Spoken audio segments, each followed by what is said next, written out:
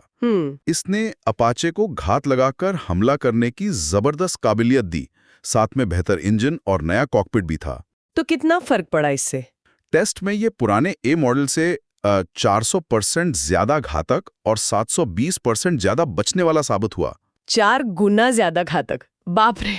और अब तो AH-64E गार्डियन भी आ गया है, उसमें क्या नया है? AH-64E, जिसे पहले ब्लॉक 3 कहते थे, उसमें कनेक्टिविटी पर ज्यादा जोर है।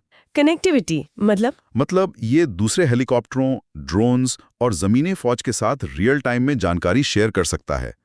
इससे पूरे मिशन का तालमेल बहुत बेहतर होता है। ओके। इसमें और भी ताकतवर इंजन है, ये ड्रोन्स को भी कंट्रोल कर सकता है, और नए कंपोजिट रोटर ब्लेड्स इसे तेज बनाते हैं और ज्यादा वजन ले जाने लायक भी। अच्छा, इसने असली लड़ाई में कैसा प्रदर्शन किया है? वो खाड़ी युद्ध, डेजर्ट स्टॉर्म का जिक्र बहुत होता है। हाँ बिल्कुल, 1991 के डेजर्ट स्टॉर्म में अपाचे सही मायनों में स्टार था।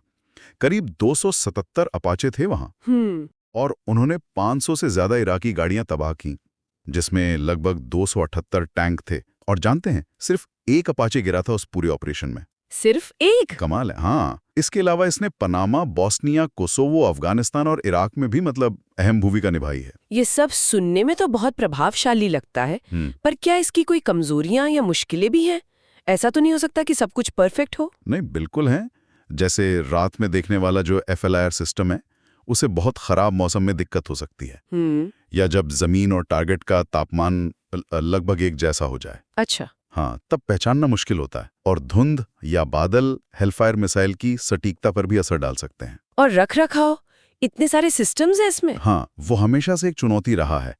डेजर्ट स्टॉर्म में भी ये बात सामने आई थी। और कुछ उड़ान संबंधी सीमाएं भी हैं, जैसे कुछ खास कॉन्फ़िगरेशन में रॉकेट दागने पर। समझ गई। पर जाहिर है, इतने सालों बाद भी ये मैदान में टिका है, तो इसे लगातार बेहतर बनाया जा रहा होगा।